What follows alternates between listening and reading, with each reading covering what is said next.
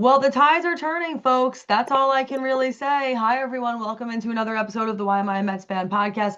I'm Samantha Croston. That's Ashley Wenskoski, and we're joining you after Game 5 of the World Series. The Toronto Blue Jays pulled away and won again. Gutsy, really no contest, and they all of a sudden lead the series 3-2 and are one win away from being World Series champions. Hi, Ashley. How are you doing? Good. Yeah, the Blue Jays headed back to Toronto. Now they only need to win one in their home ballpark, which, as I said last night, is a really dangerous game to be playing if you're the Dodgers. Yeah, Blue Jays take it tonight. Overall, just a dominant performance from TREY YESAVAGE. We're gonna get into all the numbers, all the facts and the figures, but I have to say, if the Blue Jays come out and win this World Series, there is a world where you need to consider giving TREY Savage the MVP, which is crazy. Like, when is even the last time a pitcher has won that award in a postseason series? I'm genuinely asking. TREY Savage single-handedly locked it down tonight, gives them the win in game five here, and he led them to a win in game one, too, although that was less of a dominant performance, but still, two starts, two wins for the Blue Jays. Yeah, it was nasty. I think we may as well just hit that right off the top because that really was one of the big stories of this game. Trey Savage, 7 innings pitched, 3 hits, 1 earned run, 12 strikeouts, and 0 walks. It is about as dominant as it gets. And I really feel like that consistently good for the most part. I mean, to do that in this kind of arena, with the age that he is, with the backstory that he has, I feel like there are a few things this postseason, and particularly this series, that have left us speechless. Put that in one of those categories for me, you know? No, sports is a funny thing sometimes, right? And baseball is a funny sport because, I mean, there are guys who legitimately wait their whole lives to even get this opportunity that TREY Savage is getting, much less take advantage of it to the extent that he has at a crisp 22 years old. I mean, his secondary pitches were filthy tonight. He was striking guys out. You said it, 12 strikeouts is crazy. He struck out every single batter in the Dodgers starting lineup at least once, which is wild. I mean, this guy began the year in like low A, high A. They were saying Ken Rosenthal came on and did like a little sideline hit saying that his first start of the year was against like the Jupiter Hammerheads or something and it was in front of like 327 people. Now you are out there in the World Series dominating arguably one of the best lineups in the league that doesn't belong to your team for the second time in 5 days, right? 23 swings and misses. They said that was the most in a World Series game since they started tracking the stat in 2008. I just think it's so impressive, right? He's a rookie, he's 22. We've said it. This is this guy's eighth start ever in the major leagues, and this is what he's doing. It's beyond. I mean, multiple records broken in this game because of him. I'm seeing here setting the all-time rookie record for strikeouts in a fall classic. He became just the second pitcher in World Series history with 10 or more strikeouts through the first 5 innings, and is also the first pitcher in MLB history to do that twice within the same postseason. That is what's crazy. I think if you're a baseball fan of any kind, what you really admire is consistency. It's just not a consistency sport, I feel like, if you know what I mean. Like obviously there are consistent grades. Shohei Ohtani is a good It's example of hard to that. be consistent. Yeah. It's very hard to be consistent in this sport. So when you're doing it, especially as a pitcher, yeah, it's gonna raise some eyes. I mean, he's really raised some eyebrows. He's really doing a great job. Well, and I think I was listening to the post game just started, Jeter, Big Papi, A-Rod, and I was listening to what Jeter said immediately, I and I bet thought you it was, were. Ashley loves that post-game show. oh, I'd love that post game show, arguably more than the game. I love the post game show. World's biggest fan. Anyways, Derek Jeter made a great point, which I think is interesting because he has the perspective, obviously, as someone who played the game for a long time, albeit not as a pitcher, but still, he's Derek Jeter.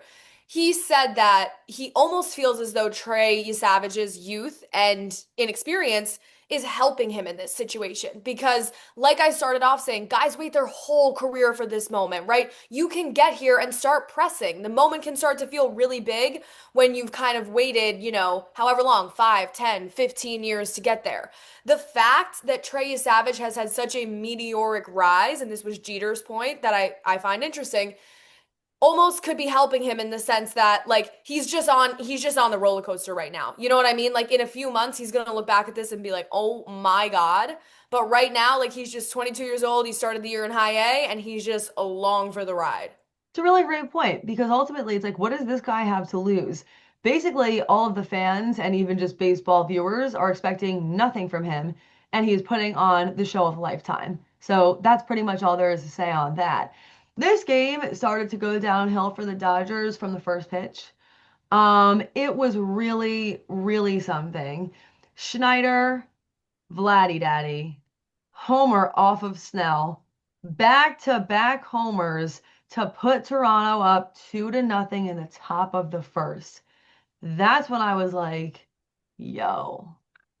No, from the moment that happened, I don't want to say that you knew the Blue Jays were going to win the game. That's outrageous. It was two batters in, right? But you knew that the Blue Jays were setting a tone for this game, that they weren't just going to go down the third game at Dodger Stadium easily, right? I believe they said on the broadcast that that's the only time in World Series history that's ever been done. The Yep, first two hitters both hit home runs to start the game. Vladdy Daddy, that's like his eighth home run of the postseason. Vladdy Daddy's just like casually on fire now, right? Like numbers. he does it every night. You're like, oh yeah, Vlad hit another home run.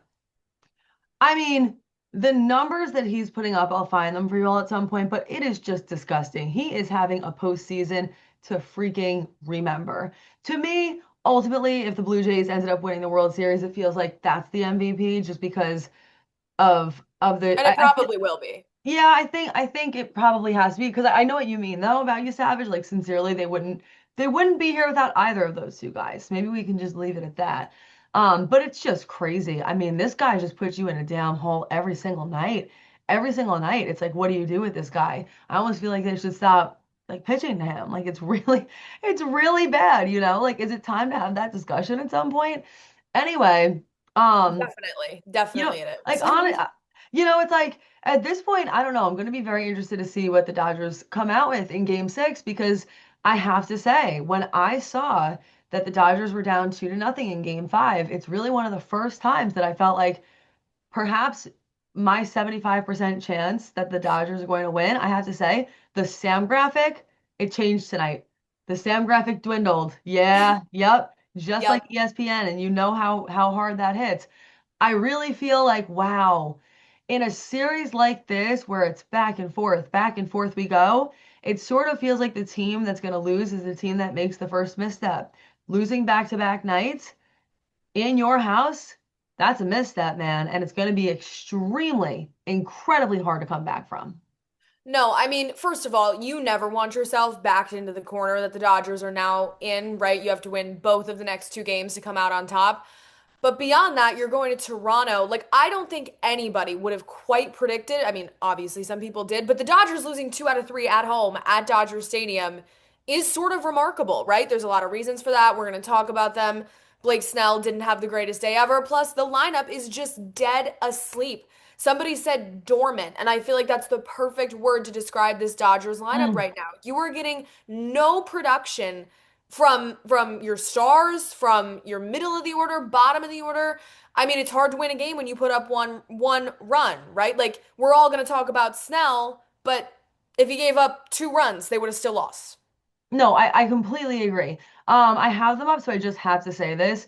Vladdy Daddy 2025 postseason, 65 at-bats, 17 runs, 27 hits, 8 home runs, 15 RBI. That's like, what even Outrageous. is that? That is so Outrageous. that disturbs me. Near Halloween, that feels spooky to me.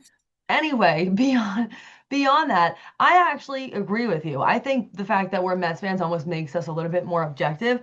I'm Yeah. not I'm not particularly walking away from this, with my pitchfork at Snell. Like he didn't I'm sure compared to how people generally see Snell pitch. I do feel like he's had a few downs in the postseason, but this was not his fault because that is such a great point. The score could have been 2-1 and they would have still lost. Realistically, that's the truth. It wasn't 2-1. It didn't really feel like the Dodgers had a chance, but like they couldn't hit a beach ball tonight. I mean, all they're showing on this broadcast is cutaway after cutaway of Dodgers fans like this. Like it Right. was. it wasn't even fun to watch. Quite honestly, I would have been upset that I paid to go watch that game. Like you definitely picked the wrong one and you got gypped that you weren't at the extra innings game. Just saying. No, you absolutely did. No, I mean, yeah, I completely agree. I think that the Dodgers are they have a real problem right now with that lineup, right? A lot of it, I think, is Mookie Betts has been in a deep dark slumber. Obviously, Freeman had the moment the other night, and that was huge, but he hasn't been consistently, power wise or RBI wise throughout this postseason. And then Ohtani's been doing what he can, but he was kind of relatively quiet tonight. Um, on the flip side of that coin, I don't want to completely absolve Snell from any responsibility because the reality of this is if you're the Dodgers, you sign Blake Snell, it's a whole big thing, the signing, Cy Young winner, the whole 9 yards. Well, Yamamoto has given what you've paid for. Blake Snell in this postseason has not. I shouldn't say in this postseason because actually he had like a sub 1 ERA coming into the World Series. But in this World Series, Blake Snell has not. This is supposed to be your game 1 guy. And he's not pitching with game 1, game 5, pivotal game type of stuff. I mean, Hmm. he's been okay. 5 earned runs in that first start, a few more tonight. He's kept you, I guess, in the game. It's still a winnable game if you were hitting. But we haven't seen the dominance from him that I think some people expected, right? He didn't do enough to hand you a win comfortably. Sort of exactly what he did in game 1. No, I totally agree. I totally agree. I'm not saying we should absolve him of all of his guilt, but I just think there's a balance here because the other thing is, I just have to say it. I know that maybe, I don't know, maybe Dodgers fans have just made peace with this at this point, but it's like that Dodgers bullpen is unwatchable. Yeah, Like it is like if I feel like if the Dodgers starting pitcher does not throw like 8 full innings of baseball, it's like a problem, which is remarkable because I think it also shows you how many times that Dodgers starting pitchers have done a great job and have pitched right, into the 7th inning and beyond. Like Mets pitchers just couldn't even do that. We just didn't even live in a world where they could do that all season. right. So like happy for you all that you had that. But like surely at some point this was bound to be a problem. And quite honestly, I'm actually surprised that it wasn't an issue sooner. I can't lie, there's a part of me that now, after seeing 5 nights, is wondering how they made it this far with that being such a pertinent issue. I don't know if it's been worse or better in the World Series. I'd be the first person to admit that I did not watch 162 regular season games of Dodgers baseball, but it's crazy. It's like they just can't compete, and I don't really know what you do with that. No, I agree. And I think we, to your point, saw the bullpen has been such a problem for the Dodgers. We saw Dave Roberts really reluctant tonight to go to the bullpen even after Snell is already in trouble, right? Snell threw like 116 pitches. They were saying that's the most he's thrown in years. I mean, he wasn't dominating. There was like you didn't leave him in for 162 pitches or 116 pitches, I should say, because he was doing well, right? So like that to me, and as that was going on in like the top of the seventh, I think it was, I was thinking about that from Dave Rogers. Like, guy really is not interested in going to the bullpen. And then that inning is where it all kind of fell off the rails, right? The Blue Jays were leading the whole game, but then like Barger gets on like every single plate appearance, I feel like. Um, and you're starting to see sloppy baseball. Around the time where they were taking Snell out and they were going to the bullpen, you're seeing like 3 pass balls from Will Smith, some of which were his fault, some of which were not, I think, that allowed the runners to advance and allowed them to eventually score, right? We knew coming into this series that the Blue Jays were a great defensive team, but I'm just saying, if I'm looking at the Dodgers right now, it's sort of comprehensive, right? The lineup's asleep, you're not playing great defense, sort of sloppy baseball, your starting pitching isn't winning you games, and you don't trust your bullpen. Well, when you When you put put it it that like that, way. You put no, it that way. no, seriously. And the thing is though, it's like I still sit here and could earnestly tell you that the Dodgers have more to give. But I could also sit here and tell you that quite honestly, if I'm a Dodgers fan, I'm thinking, man, my best case scenario is that for the next 2 baseball games that have to be played, you're going up 4-1 early. Yeah. Like, here's hoping if you're a Dodgers fan that you come out with an early lead, because if not, my God, get ready for a battle. I mean, go Well, ahead. I want to sit here and say right now that the Dodgers' hopes are pinned on Yoshinobu Yamamoto, because that'd be the obvious answer, right? He's going to start game 6 on Friday in Toronto. To They'll it, probably win that, to it, honestly. I agree. I agree. This is probably going to a game 7 at this point, but to a degree, your hopes are on Yamamoto, but not really because if you can't hit, right? And it's like the lineup needs to wake up. That is the first and foremost, I think, issue. Even if Yamamoto gives you quality start, gives up 3 runs or something, goes deep into the game, if you can't score, that's not going to matter. Totally agree. I'm thinking that your goal in game 6 is to score 4 runs or more to at Gotta least be. be competitive here, right? Like 4 feels like I'm not even saying the magic number, but I'm saying that's what you should be aiming for. 1, not gonna do it through 9 innings or more of baseball. It's just not. No, and I think tonight really underscored, right? The broadcast was talking about this at one point too. Heading into this series, you kind of knew the advantages of both teams. You knew that the Blue Jays had a potential to have a really dangerous lineup when they all get rolling, when they explode. It's kind of a collective unit thing. You kind of thought you definitely thought the Dodgers had the starting pitching edge because that's just their 1 through 4 is lethal. And then bullpen wise, you were like, maybe the Dodgers are a little worse. I think what has turned this series now is the Blue Jays are winning the starting pitching battle, which was the one area too that the Dodgers thought that they had locked up, right? Obviously, we're talking about the offense and the fact that the lineup is asleep, and I agree that that's a bigger problem. But when the Blue Jays are just have really turned it around pitching wise. I think I heard that like the Blue Jays came into the playoffs with the worst overall ERA of the field. To think about that now is crazy, and there's a few reasons for that. Obviously, right? You Savage, Shane Bieber pitched well, Scherzer did what he had to do, Bassett's been good, but like that part to me when I heard that was crazy because the Blue Jays have made a total 180.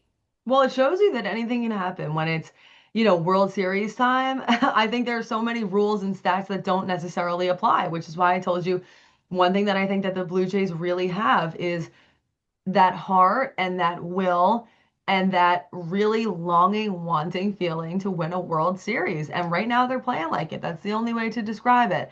Final thoughts that you have on what you'd potentially like to see or feel like you need to see from this Dodgers team in Game 6 if they really are to progress to a Game 7 here. I mean, Yamamoto has to shine and you have to hit. Like I said, I'm talking about the pitching for a minute there, but obviously I think hitting is the biggest problem. The lineup needs to I need to see the lineup like I don't know how to describe this right now, but like play off of each other in the way that I feel like the Blue Jays do, right? The Blue Jays get momentum. They string together hits. They can be scrappy. They can also beat you with power, but they can do the little things to score runs.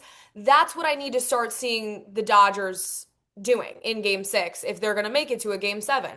I also think on the other side, I don't want to say, well, okay. I think that it's going to go to a game 7. I think the Dodgers probably win game 6 and Yamamoto's a big part of that. I do also think that now, if you're the Toronto Blue Jays and you come out of this series and you end up on the wrong side of it and you don't win and you lose both games in Toronto, that is on you. If the Blue Jays find a way to lose now, that's on the Blue Jays. It was all right there in front of them in their home ballpark. Completely agree. I think that the ball is in the Blue Jays court. And I'll take the other side. I think if you're the Blue Jays right now, go into one of these games, get an early lead, go up 4-1 in your home ballpark, and sail your way to a World Series. At least for right now, I feel comfortable and confident saying that. I would need to see that Dodgers comeback mentality. And like I told you, I didn't feel like there were so many times where they had done that this season, and perhaps now that's something that's hurting them. Um, in any case, thanks so much for joining us, everyone. Be sure to like, comment, and most importantly, subscribe. It really helps us out when you do that. And I know that you guys all really have been throughout the postseason, and we very much so appreciate it. I will leave you all with a phrase that I use oftentimes on the news on our Friday Night Lights high school football segment. Oh In boy. sports, anything can happen. That's why you play the game. So we'll see what ends up happening with these next 2 games. Thanks so much, and we will see you back here when the next big thing happens. Thanks so much for joining us.